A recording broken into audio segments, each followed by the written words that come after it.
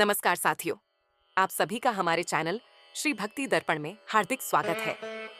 आज हम सुनेंगे सच्ची श्रद्धा और विश्वास की प्रतीक गुरुवार व्रत कथा।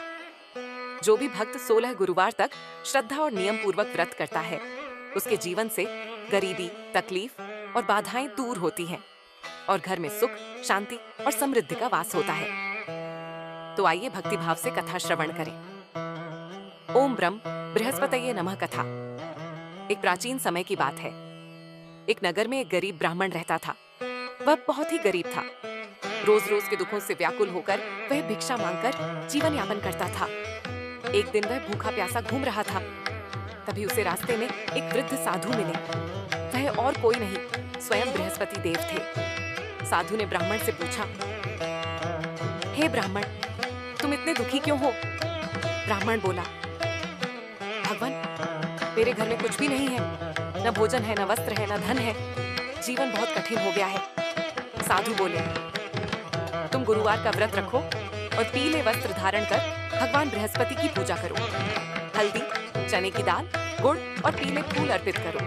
कथा सुनो और 16 गुरुवार तक यह व्रत निभाओ। ब्राह्मण ने वैसा ही किया। कुछ ही दिनों में उसके घर में सुख और शांति आने लगी। भोजन, धन और सम्मान सब बढ़ने लगा। जीवन में फिर से प्रकाश और खुशियां भर गईं। बृहस्पति देव की कृपा से वह धनवान और प्रसन्न हो गया। इसीलिए कहा गया है, गुरुवार का व्रत निष्ठा से करो तो भगवान बृहस्पति हर इच्छा पूरी करते हैं। कथा। एक नगर में एक धनी व्यापारी रहता था। धन धान्य की कोई कमी नहीं थी, परंतु उसके घर में संतान नहीं थी। ये बात उसे और उसकी पत्नी को बहुत दुख देती थी। एक दिन व्यापारी जंगल में घूमते हुए उदास बैठा था। तभी वहां एक संत आए। वह स्वयं बृहस्पति देव थे। संत ने कहा, तुम गुरुवार का व्रत रखो, कथा सुनो और भगवान में श्रद्धा रखो, तुम्हें अवश्य संतान प्राप्त होगी। व्यापारी ने विश्वास के साथ व्रत प्रारंभ किया।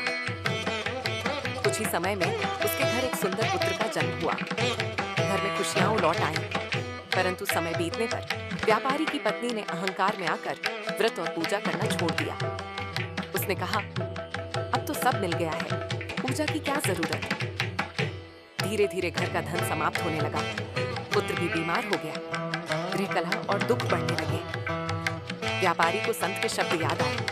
उसने फिर से भक्ति और नियम के साथ गुरुवार का व्रत शुरू किया। कुछ ही दिनों में पुत्र स्वस्थ हो गया और घर में फिर से सुख समृद्धि लौट आई।